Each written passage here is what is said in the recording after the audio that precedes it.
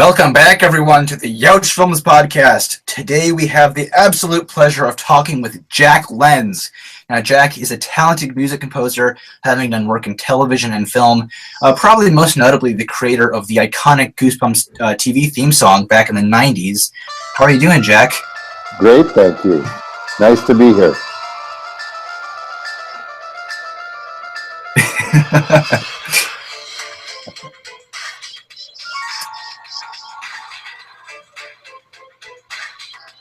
All right, that's enough of that. All right. I guess just a refresher to anyone who hasn't heard the theme in a little while. Yeah. Everyone, I am joined by Tiki from So You Want to Be an Imagineer. How you doing, folks? I also have Bjorn with me from the Goosebumps #1 Aussie fan channel. What's going on, guys? And then Adam, he's a newcomer to the podcast, and hopefully will be joining us in future episodes. Hey, everyone. Yep, cool. It's my first podcast too, so yeah. Awesome. And then without further delay, we'll get right into everything. Now, Jack, how did you get involved with music in general? Where did your passion grow for this? Because it's definitely one of those things where, you know, it's really hard. It's like I love creating music myself, and you know, back in the beginning, like this a couple of years ago, I definitely don't consider myself a professional on any level, but I like creating music. It's definitely one of those things where it can be really hard to get, you know, something original down. How did you come into this whole world and industry? Well, it's too long a story to tell here, but I'll tell you the short version. Sorry. That's okay. I'll tell you the short version. I was raised in a little town in Saskatchewan, which is in the middle of Canada in the prairies, called R.L.Stine. And my mom encouraged me to take piano lessons, and so I started there, and then I went on to study piano and music and composition at the University of Saskatchewan in Saskatoon. And I got my first sort of opportunities to play in bands, to really just be able to have a way of learning about music, and that then became my way of seeing if I could make a living at it, which was the thing that seemed most difficult from the perspective of being in a little town in Saskatchewan, and no one that my parents knew or that I knew had ever made a living at music. So that was my first challenge, was to sort of try to figure out how I could do that. And I realized sort of when I was about 19 that I needed to, and I've been playing in bands and stuff, and I always liked writing music, and I wrote songs. I wrote my first song and won an RCA recording contest when I was 17. Oh, wow. And went to Chicago to record the song. It was sort of like a Justin Bieber song for the time. I called Baby Baby. That's all I remember. And so I moved on from that, thank goodness, to moving to Toronto, which was sort of more of a music center. And then I played in bands there and did some touring in Canada. And then I got a break, and I got to work with a band out of California called Seals and Crofts as the musical director and pianist. Okay. And they were kind of a folk rock duo in the 70s, and I worked with them for a while, and then I worked with another band called Loggins and Messina, which was Kenny Loggins and Jim Messina. And I toured and worked as a musical director for those bands, because I could play the piano, but I could also write arrangements. I could write for string orchestra. I could conduct a band, and so it was early training in my 20s to be able to work with bands like that toured all over the world, and we spent a lot of time on the road. And then I got sort of tired of that because I had a young family. So I moved back from California to Toronto and started to work as a musical director for live television shows in Toronto, which, went across the country. And that's kind of where I got my chance to start writing music for television, because I would start to write the themes, and I'd write stings and bumpers, in and out of segments on various shows, and then I started writing for news shows, which was a very good living and also paid good royalties. And then I got my first chance to do long form. Literally, I did a show for CBS called Due South about a Mountie, and then I got Goosebumps. Wow. and so Goosebumps was my second long form major television series.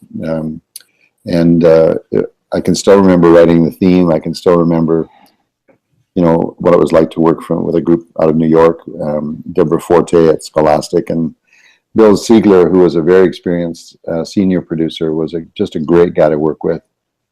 And, these were people who had worked in the creative field for a long time, and it was a very different sort of atmosphere in the early 90s because people really encouraged, thinking outside the box and trying to come up with something that was really unusual. And so I got to write that theme in the early 90s, and it's still survived. So, I've really done almost everything there is to do. I've produced records. I've written for television. I've written for film.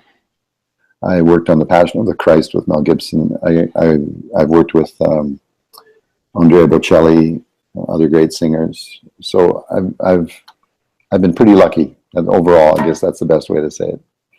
Wow. I mean, yeah. Just going back. Oh, I think. Let's see. Does someone have Adam? Do you have headphones on? I'm sorry, folks. Yeah, sorry, I have headphones on. Bjorn, do you? Yes, yep. I've got headphones in. And Tiki, you have headphones on too? I mean, my mic's been muted, so it couldn't have been me. But yes. Oh, I do have okay. headphones in. All right. Well, I think we're good now. Okay. Anyways, sorry, Jack. But yeah, going back to the very beginning here. I can't imagine what it must have been like, wanting to be, aspiring music, creator back in that time. Mostly because nowadays it can be relatively easy, just to get involved with music and get your work out there because you have these big sites like YouTube and Facebook, and you have all these instruments at your fingertips with all these softwares and everything. So I think it's great that you got all these opportunities. I think it's. Would you consider those things like a chance of a lifetime, that wouldn't happen again to anyone, or rarely? Yeah.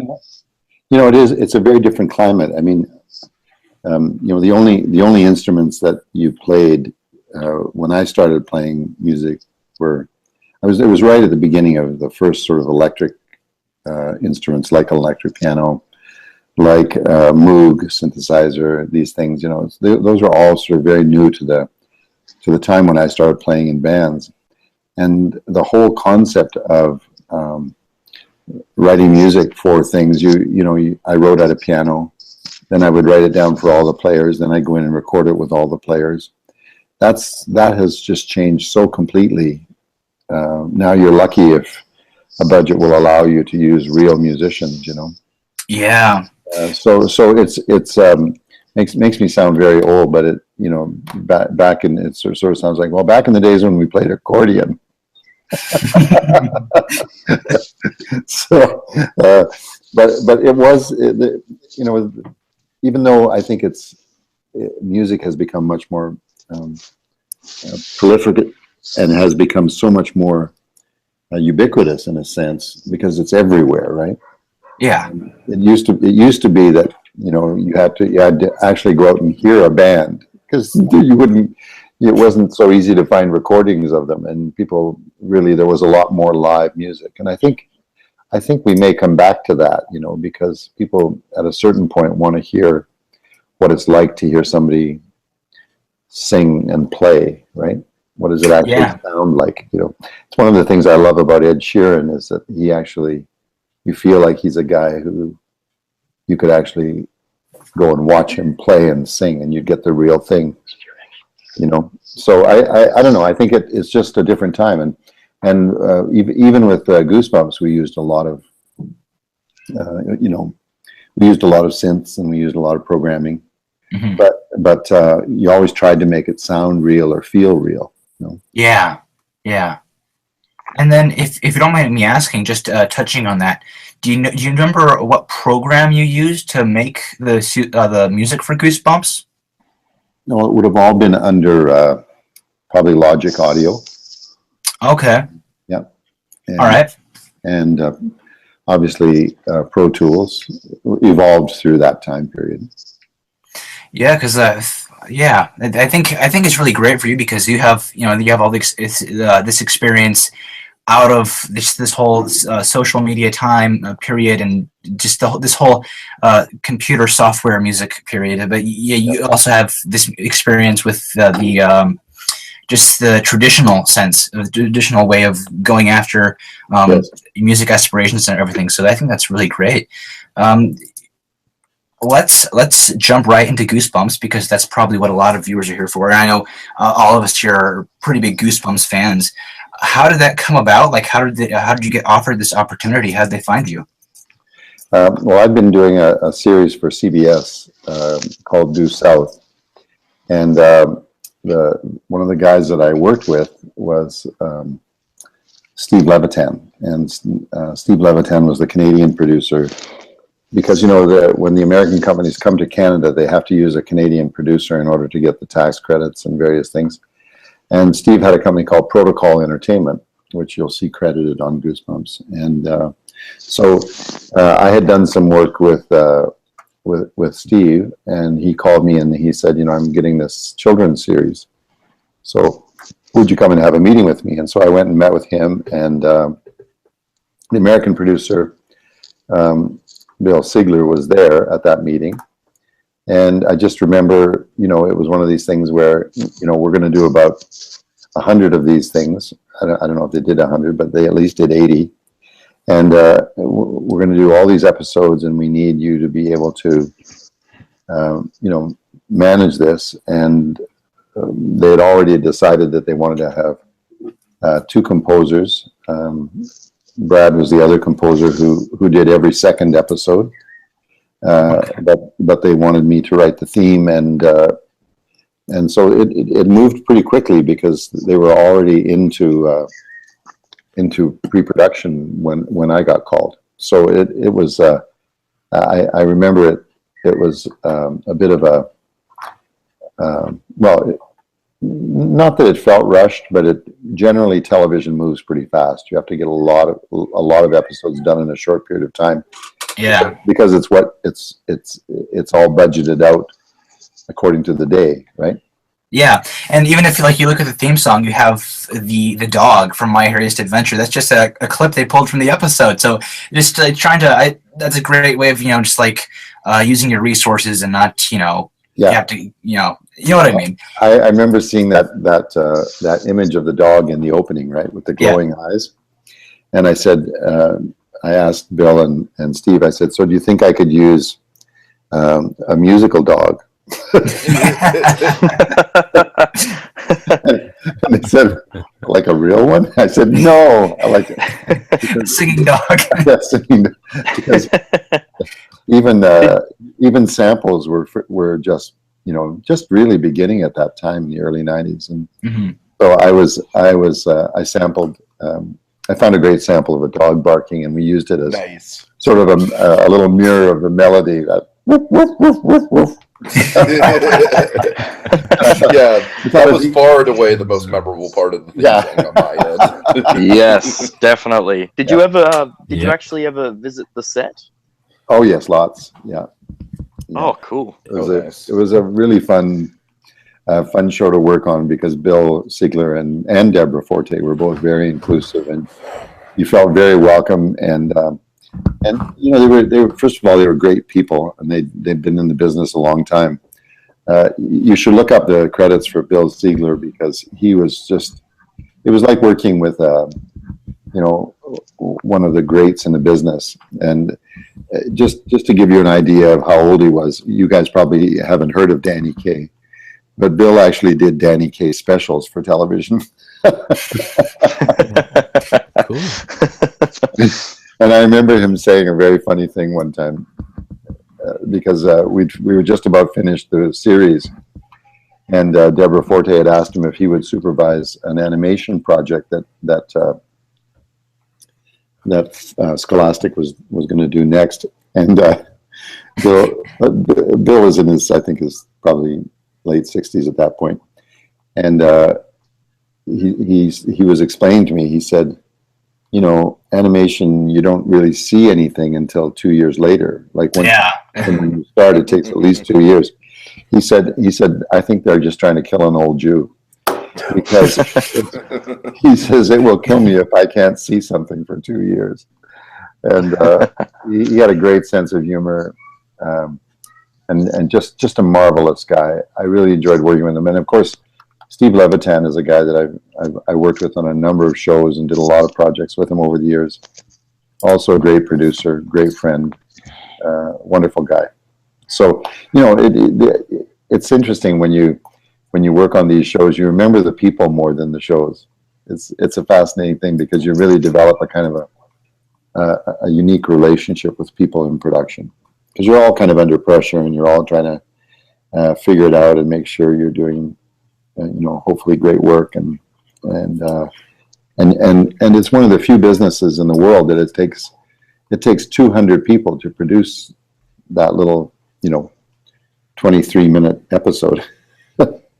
Yeah. I mean, yeah, like the Well, yeah, I'm just this is a question I had actually. It's about the theme song. Maybe you can answer this question for me. Where did they film that opening clip of R.L.Stine, or not obviously not R.L.Stine, but the guy playing him? Where did they film that? Do you know? I think I've looked at it a few times and wondered, but it looks like it might be near what's called the Bluffs in Toronto. Okay. Because it's the only place that I can think of in Toronto where you have, like, Toronto's pretty flat, right? It's right beside Lake Ontario, and it's a gradual sort of rise up. But in the Scarborough Bluffs, which is just a little bit east, the east end of the city, there are these huge cliffs, and these cliffs, you can actually go down there about 200 feet above the water, and then they have some little houses down below them, and then there's water. And when I look, even in the picture that you got here on your front page, you're looking at the back of him, and it looks like you're looking out over water. And I'm pretty sure that's probably the Bluffs. Wow, that's awesome. Great. Yeah, because Ezra, you and I have always been talking about where this was, like, so we could film our own version of it. right. like do a whole road trip, make a road trip out of it. Like, visit all the Goosebumps set locations from the TV show. Yes, exactly. Like, when people are always saying they want to go to, like, to the Empire State Building, New York, and all these different, like, iconic spots, I'm always saying I want to go visit all the different Goosebumps sets, like where they filmed Welcome to Camp Nightmare and Terror Tower, and I want to go to all those hot spots. Yeah, Horrorland, like that's where I want to go. Well, a lot of the scary, I don't know if anything that had a castle in it was filmed at this place called Casa Loma in Toronto. Oh yeah. I went there when they were shooting episodes there, because it's such a magical place anyway, right? It's got this. The guy built it like an old British castle, right? Yeah, and they filmed X-Men there as well. Yes, yeah. Oh, you guys know more than I do. That's the truth. One of my favorite movies, Scott Pilgrim versus the World, actually has like a big reference to Castle Loma. It's like, every time they need a creepy castle, they go here. Yeah, exactly. How many different versions of the Goosebumps theme are there? I mean, throughout the TV series, we did hear a lot of. I mean, even in some of the commercials, they played some different versions of it. But how many roughly are there that we actually haven't heard? Well, the two main ones were obviously the initial one, and then we did this thing called Ultimate Goosebumps, which I guess I can't even remember what season that was. Season 3 and 4. Yeah, you guys probably know. So that was a lot of fun, because we got to sort of put this walking bass line in, and it became sort of very, very different kind of feeling for the theme, but it was still fun. And we got this guy named Cal Dodd to do the Vincent Price voice, and it was just a blast. I think those are the two main ones, and then we did some variations. I think maybe about 3 or 4 other variations that we used for different shows. The medieval theme and the Right. and I think the ghost pirate sort of theme. The ghost pirate. And there was the Bad Hair Day episode as well. Also had a different theme. Yeah, and it was one of the nice things about the show is that people were willing to try stuff like that, where you could actually tailor it and have it closer to the episode. We couldn't do it every episode because we were doing basically one of these a week in post. Yeah. So it moved pretty quickly. Roughly how long did it take you to create this theme? I think we worked on it a couple of days. The guy I worked with, who was doing the computer programming, was a very, very musical guy, wonderful guy named Jim McGraw. And I remember I was working with a company at that time called the R.L.Stine Brothers, and we had a beautiful offices down on oh man, I just forgot the name of it. Oh, on Duncan Street. And we had 5 partners, and we all wrote music for most of them wrote music for commercials. I was writing music for long form. And I remember one of the partners, I think Tim Tickner was his name, came by after hearing that theme over and over and over out of our studio. And he said, "Really? Are you going to play that thing again?" Every episode we are, yeah. And I said, "You're likely to hear it a couple of hundred more times because, once you get the idea." And I got the idea. I don't know if you know anything about musical language, but I really love the idea of using in D minor, you use what's called a minor ninth, where you use the second of the scale of D minor, which is the E, and then the minor third, and then the fifth, and then against those 3 notes you have the D D C C B B coming down so it's bump bump bump bump bump, all against the minor, and it was just something that I sort of discovered as I was trying to figure out how I could make this thing sound a bit scary. But then I also really like the idea of having these bass lines that were moving against that figure. So you'd have the bump, bump, bump, bump, bump. And it felt like a boogie woogie piece, except it was scary. Yeah, and then you have the harpsichord in there. I think it's some kind of Oh yeah, the middle section, what I call the little middle section bridge. Dum dum dum dum dum dum dum dum dum dum dum, like descending thirds thing. It was really fun. It's so funny. Like you don't really think about it when you're doing it. You're just sort of like whenever you write music, especially if you're trying to write something that you feel is meant to express the emotion or the idea around mystery and fear. Those are the 2 things that I was trying to achieve, right? A sense of and a little bit of a sense of fun and quirkiness, right? That was my mission. I remember just as I was finding stuff and playing, because I tend to just play because I'm a pianist. I just tend to play and find ideas in the playing, and I'm not always, it's not. Trust me, it's not always successful, guys. I have lots of times where I'll be sitting there trying to figure something out, and I'll just have to say, "I quit. I'll come back to this later." Yeah, one thing about the TV series that I've always found so special, like about the theme song, is, I mean, if you ask 3 and 5 people what's the most iconic, memorable thing you have about Goosebumps, they'll answer with the TV series theme. It's the theme tune it really does represent Goosebumps. When you hear that theme, it's Goosebumps. Yeah, I mean, they played it. They played it at the live show. I mean, I think that. Oh, speaking, yes. Well, I guess we'll get into that in a little bit. But they played it at the live show, if I'm not mistaken. And then, of course, all the people wanting it for the film.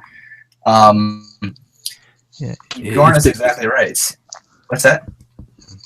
I was saying it's like a big part of 90s pop culture. Like it's like sort of timeless. like I see these posts on Facebook like from time to time, maybe like once a year, and it's a picture of that dog with the glowing yellow eyes, and it says if you don't remember this, you are not a '90s kid, and it's like so. Just I think just the theme and the dog, it's like it's an iconic piece of the '90s and just growing up in that time period, which I didn't, but I watched so much of it growing up, in the early 2000s, and it's stuck with me, and I feel like a '90s kid, and I think Bjorn does too. I was because born we're- in 1980, so I am definitively a 90s kid, and yes, I can attest to all this. I think, yeah, I actually remember seeing like the second episode, which I think was actually the first one they filmed when it first came out back in '95. Mhm. Yeah. You saw that when it came out? Yep, I saw it when Oh. it came out. Wow. I have to tell you guys, like, I was in my, seems like a long time ago, but I was already in my 40s when I wrote that music. So I always say the music of my people was the 60s. But the thing about memorable music, and it's always a challenge because I've had a life where I write at least 30 minutes of music a week. I've never had a break from that.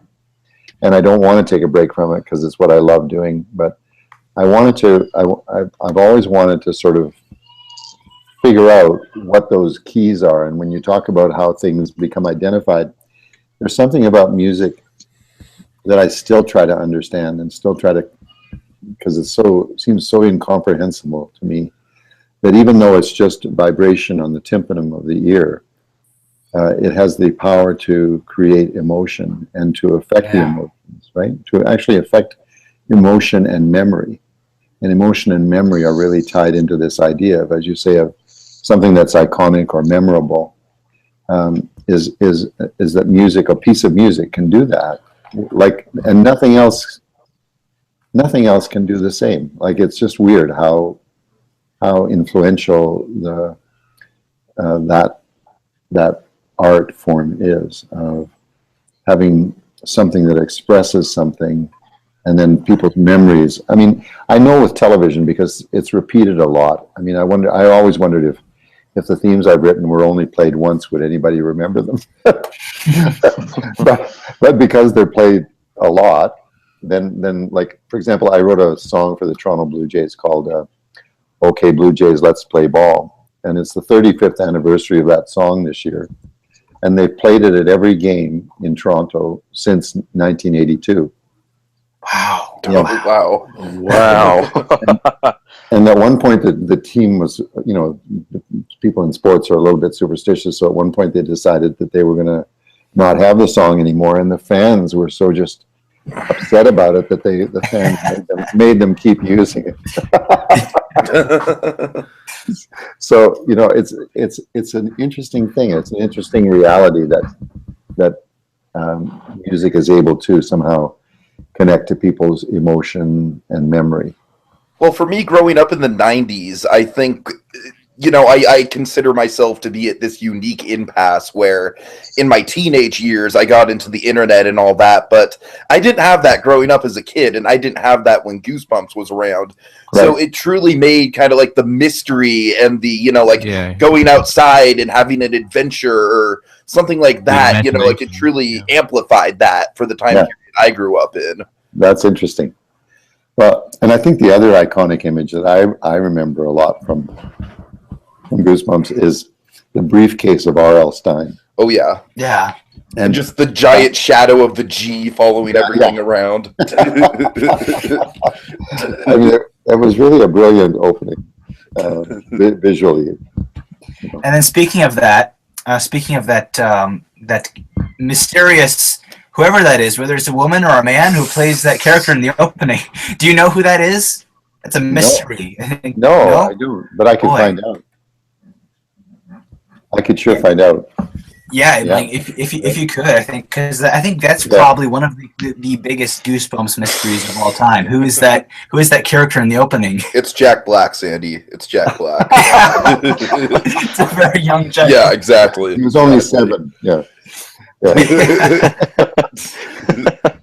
That's actually a very funny thing, because you're in many ways, people in the creative industry, I always say remain in a childlike state. Because for me, I always thought it was R.L.Stine, and until this discussion, I've never actually thought about that. Wow. Because I just assumed it was him, because that's how Yeah, I guess how gullible I am.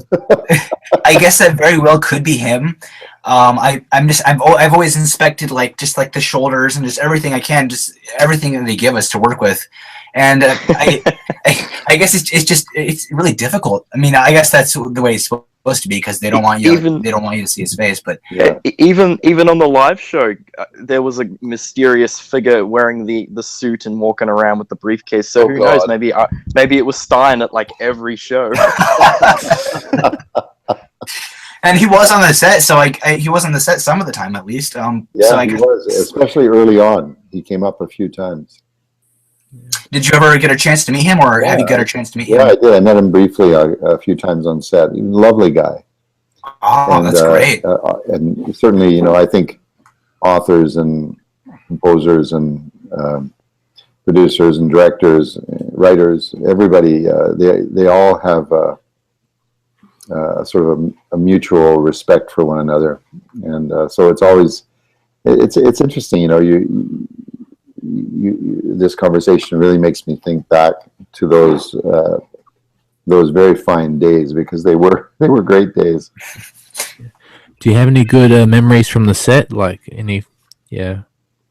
Well, I don't know if have you guys ever spent any time on sets? Well, obviously you have, Ezra.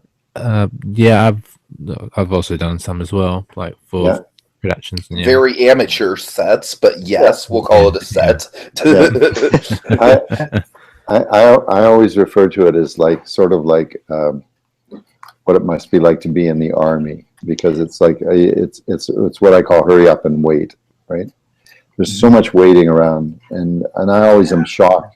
And then whenever there is a scene being shot, there's so few people in that scene generally, unless it's a big scene. But there weren't a lot of those crowded with extra scenes and Goosebumps. It was just they tended to be what I call more small, intimate stories, right? Mm-hmm. Yeah.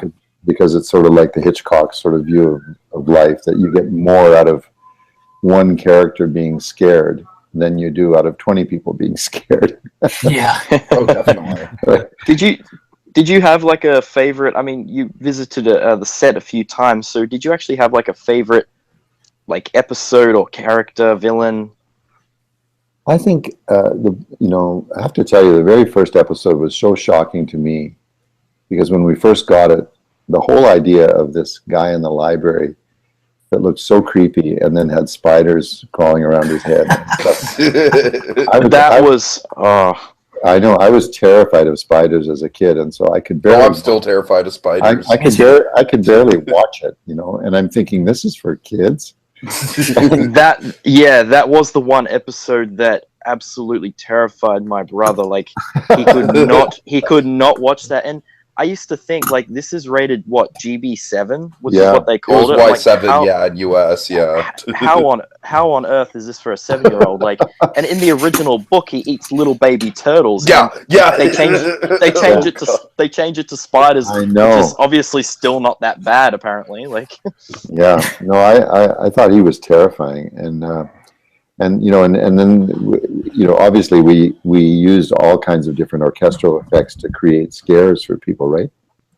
Yeah, and, I think. And one of the devices that we would use, and we use that in the opening theme, is this sound, which is called a Marcado string section, and Marcado is basically where the notes are played with great force, and they're very short. So, and especially up in the higher register, they almost have a shriek type of sound to them, right? So we'd always have a few of those in the score, and Bill would come in and he'd say, I don't know. He said, I don't know that we want to scare them that much. And I would say, yeah, but Bill, it's in the pictures. Like, we're not trying to scare them any more than you're already scaring them. You just, the music's there to support what you produced, right? Yeah. Anyway, but there'd always be this balance between how much can you scare them and how much can't you scare them. And I would always say, boy, I wouldn't watch this stuff as an adult. So, as you know, some people are more sensitive to being scared, right? Yeah.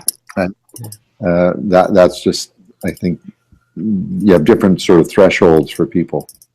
So I think that's a big part of what made the series, what made the books and what made the series popular was that they were always on that line of, how scared can you be? Yeah, the 90s got away with a lot of stuff. Yeah, it did. Oh yeah. And I feel like with the series, like watching it, growing up, it's like you have like really cheesy images of like just things like the dog with yellow eyes, which it's so iconic, but it looks very cheesy. But Yeah. it's things like that mixed in with like genuinely scary things. Like I remember, I still find The Saber Haunted Mask, hands down.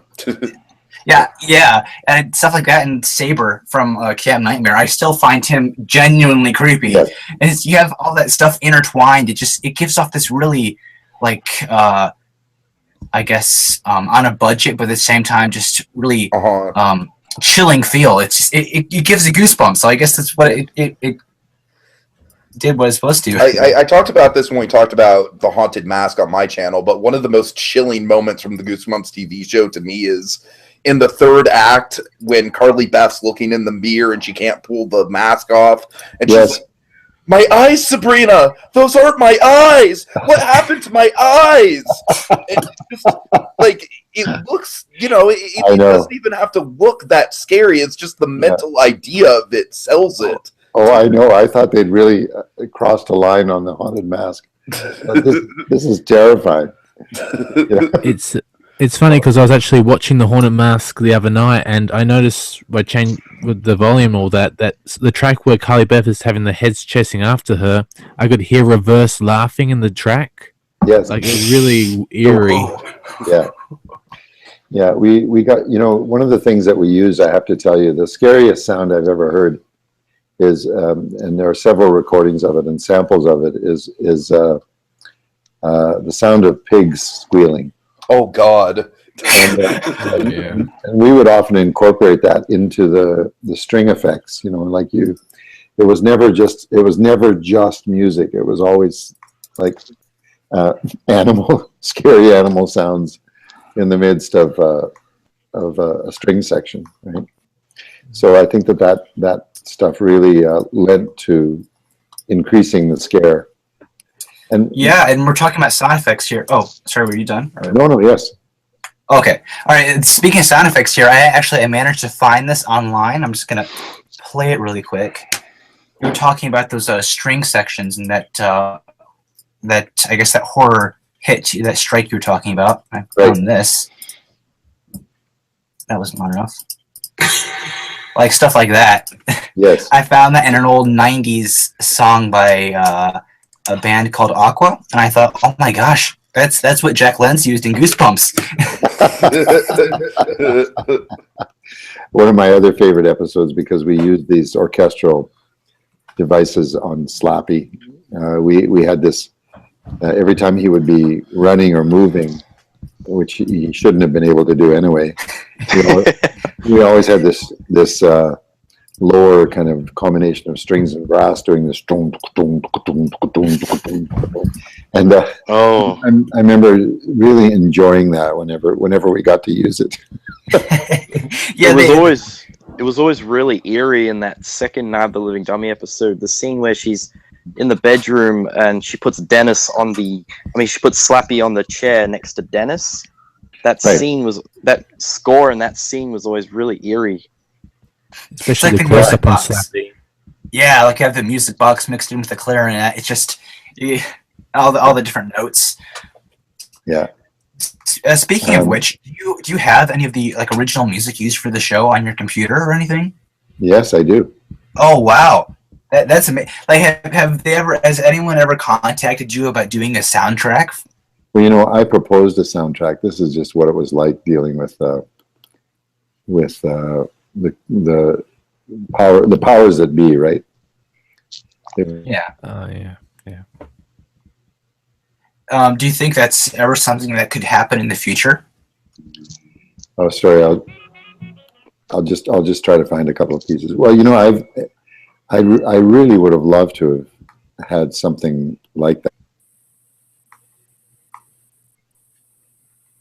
Oh, it cut out really quick. Let's see. He was like trying to pull up music, so. Oh, okay. Oh wait, here he is.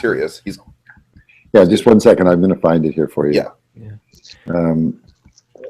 This is great actual music from the show. And it was so funny because I'm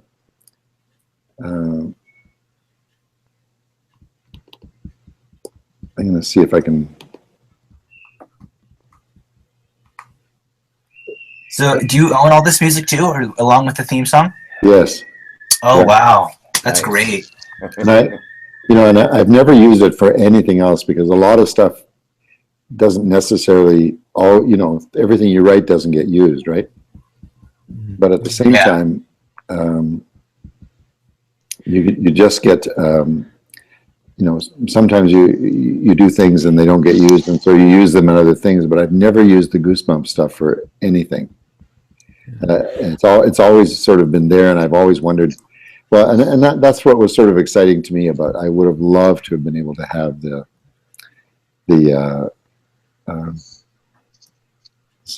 I would have loved to been able to have the theme and some of the score in the music, but that's how Hollywood functions. They didn't want to have anything to do with the TV show. Yeah. Oh, man. Sorry. I was just going to say that back in the 90s, they released a CD called Goosebumps Sounds of Halloween, and they had your theme, but the rest of the music was just like random stuff from.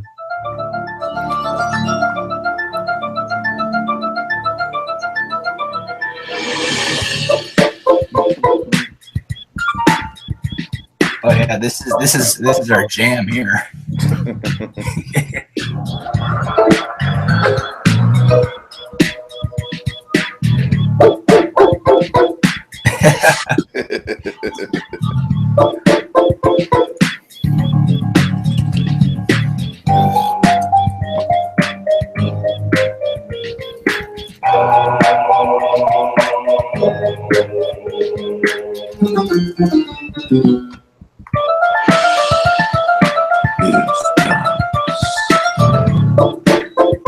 Viewer beware, you're in for a scare.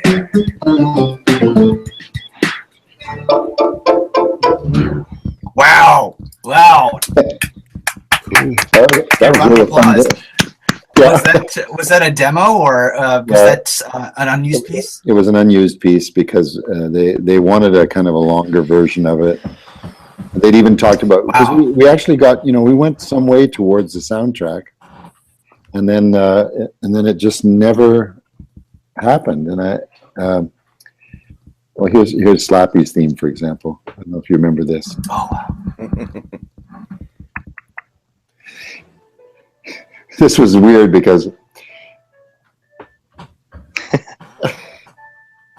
was sort of the idea that he was just this happy guy, and then it got weird.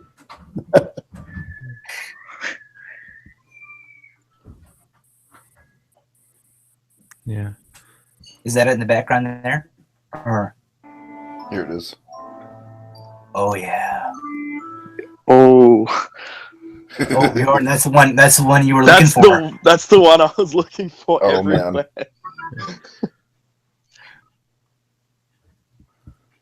Oh wow! Like this. Oh my goodness! Here they come.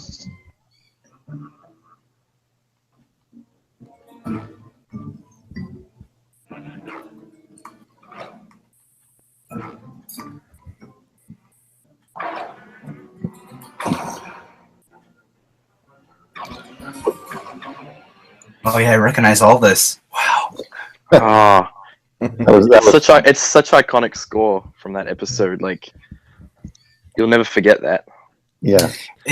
I feel like that's like there was this one piece. I don't know if you still have it. It was the sad theme from the Haunted Mask, and it may have been used other places as well. I can't remember. But I remember it from the Haunted Mask. It was right after the two boys. I forget their names. A scared. Todd and Steve, I think. Yeah. It's just, I knew it was Steve and something. Chuck and Steve. Oh, Chuck and Steve. Yeah, yeah. you're right. Chuck you're and right. Steve. It was a first episode right after they scared Carly Beth from underneath the pumpkin patch or the hay or something, and then you hear this really melancholy piano theme playing, and it just sounds so. It sounds sad, but at the same time, it just sounds so like just depressing. I think this is the one here.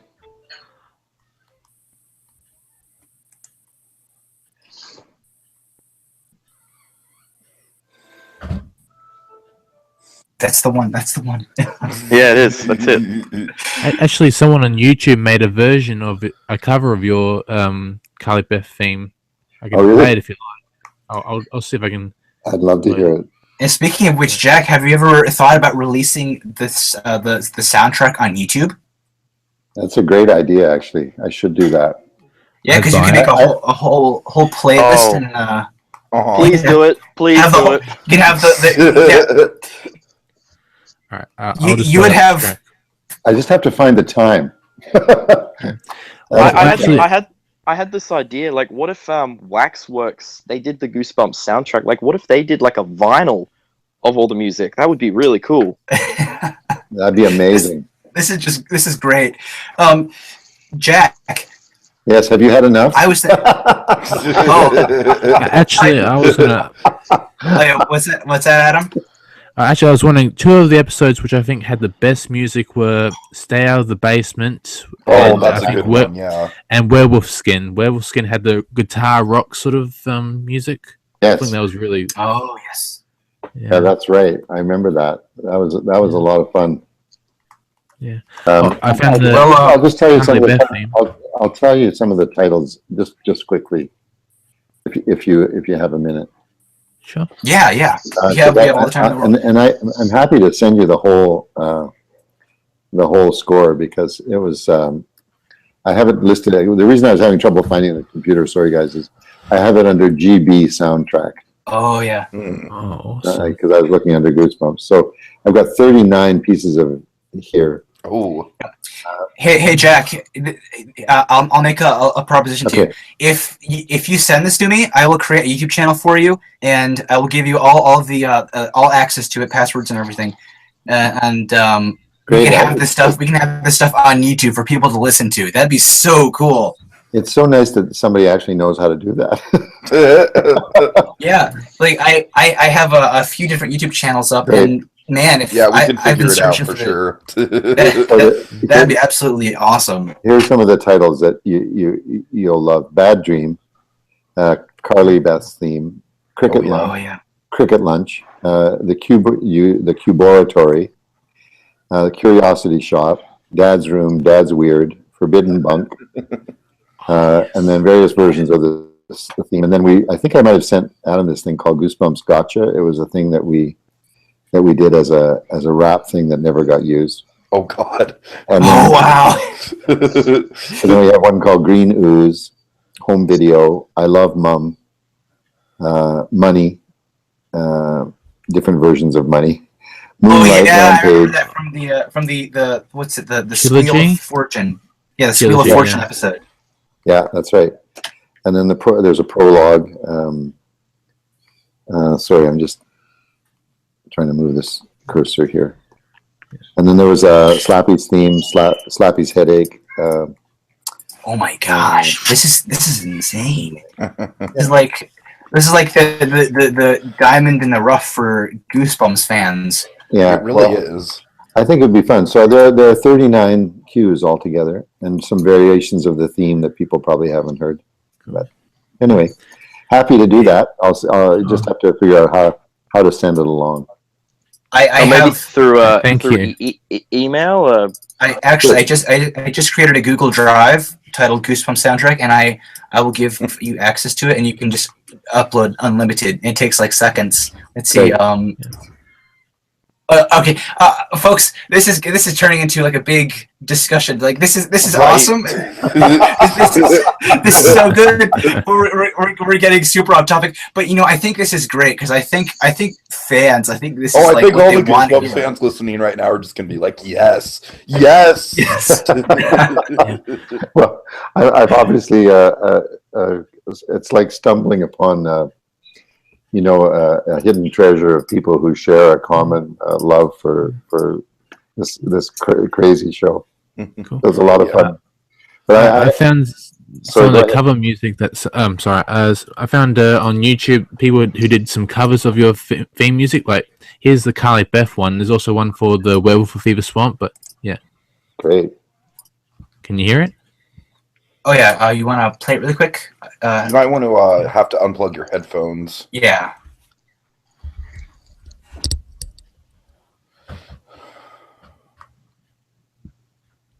The music is just so underappreciated. The music from the show, just Well, it's that's why I so always good. felt that there should be a soundtrack because people would know the episodes well, Yeah, Even someone- yeah. Oh yeah, let's hear it. Let's hear it. This is from the Werewolf of Fever Swamp. I think it's from when Grady was in the swamp for the hermit. Is it playing? Yeah, it might not be working. I could always send you the YouTube links. Send me the links. That would be fun, Adam. That'd be great. Sure thing. Yeah, this is awesome. This is awesome. And I'll send you the link to the Google Drive, Jack, and you can Great. just upload away, and I'll create a YouTube channel ASAP. Make sure you send it to me too, Ezra. Oh yeah, And yeah. me too. No, we'll all share. It's a great idea, guys. Thank you so much, and I really appreciate a chance to chat with you about this. I'm always appreciate when things have enduring qualities, right? It's what you try to do. Yeah, I mean, I think it's amazing how no one's reached out to you about this before. I mean, the music from the show is, again, I'm just going to say, it just is so good. Like, there's so many great themes, not to mention the actual theme song, that I just can't believe that no one's made more of an effort to try and get a soundtrack, It's just as a possibility. I just have to tell you, it's a weird thing because I've worked on so many television shows and we've never ever done a soundtrack for any of them. Like and sometimes I always say to people, why aren't you doing this? Why wouldn't you? You have the power of a show where you could put an ad at the end of an episode saying, "Here's my, here we have this this soundtrack coming out," and I think everybody that loves the show would love to have that as a memorabilia and as something to enjoy. But people so seldomly do it. Obviously, people do it for films all the time. Yeah, and there's yes, when it comes to memorabilia, I must have everything. Oh boy. It's kind of funny because back in the 90s they released a CD called Goosebumps Sounds of Halloween and it only had your theme on it, but the rest of the music was just like random stock music. It was like weird. They played it on the live on stage, the Disney World MGM Studios show. They played some of the Sounds of Halloween music, but other than that, I've never heard it anywhere else. Really? Yeah. Well, you know what I used to do for Halloween at our house is I do a compilation of the theme and score and stuff, and I'd play it for the kids as they were coming to the door. Nice. Oh, I wish I could have gone trick or treating at your house. That'd be the best thing ever. You could have someone really needs to make a replica of the dog with the glowing eyes. Just for the Yes, Halloween yes. Oh my decoration. god. Yeah. Oh For man. sure. Well, Oh, Israel, boy. let's Just hope have we get someone some standing merchandise. ominously with a briefcase and a trench coat. Yeah. I mean, actually, Sony. Yes. Tell them, Ezra. Yes. They just contacted us. The Goosebumps sequel is coming out in next January. Right. Oh, September. September, yes, that's what it is. And I asked them, Bjorn and I asked them if they were ever going to do merchandise for it, and they said they are working on a whole, what was it? A new They're working on merchandise. like a new Was program, it? a new program, Yes, that's what new it was. merchandise program. Right. So hopefully Scholastic can get in on this and like maybe make some things from the TV show as well, like toys. Like I think Pops, an action Funko figure. Pops. Yeah, like I think an action like a pop of the or an action figure of the dog Right. set. Oh That'd be my so god, cool. yes. Yeah, that would be great. Like a Comic Con collectible piece. Oh my goodness. Yeah. You're lying in your bed, and all of a sudden, this thing in the corner starts to glow. Yes, like the dog is like a nightlight with the glowing eyes. Perfect. Yeah, man, this is great. I'll send you the link to the drive right now. Great. Hopefully you can No, I just this. saw it. Oh, I sent it to you already. Okay, Yeah. all right. I'm Got it. reiterating things here. Yeah. I No actually I was going for a lot of Goosebumps stuff on YouTube and all that, and like your music that you done, like the variations of the theme. I think I've calculated that there are about 17 different versions of your theme used throughout the episodes, like Wow. Cry the Cats and even the premiere theme from 1995, like the very first episode with the long credits. Like Right. they had like a different theme that they used on the DVD for the British and Australian release. Right? Yeah, Amazing. it's like so many variations. It's really awesome. There even some of the commercials, different Goosebump commercials had for like different merchandise, had some different variations of the theme. Like you could hear, like it's kind of like all over the place. It's everywhere. I will say that the music that you played earlier from that you had, actually, I think a little bit of it was used or very similar to the Attack the Mutant game that was released in 1996 on Right. PC. Right? Yeah, I think the one starring Adam West. Right. Yeah. Oh, go ahead. It's always curious to me because you don't always hear about these things until after, in terms of where they've been used. But it's always fun to see where they end up getting used. Yeah, So- maybe I think. Oh, go ahead. I'm sorry. No, it's okay. I'm reticent to do this, but I have to. I have deadlines for the morning, and I've got to get back to work. I'm doing a series for Hallmark right now called Good Witch, another Okay. not so scary series. All right. Well, But I'm happy to come back and chat at another time, guys. And this has been very enjoyable. I really appreciate it. yeah. Thank you.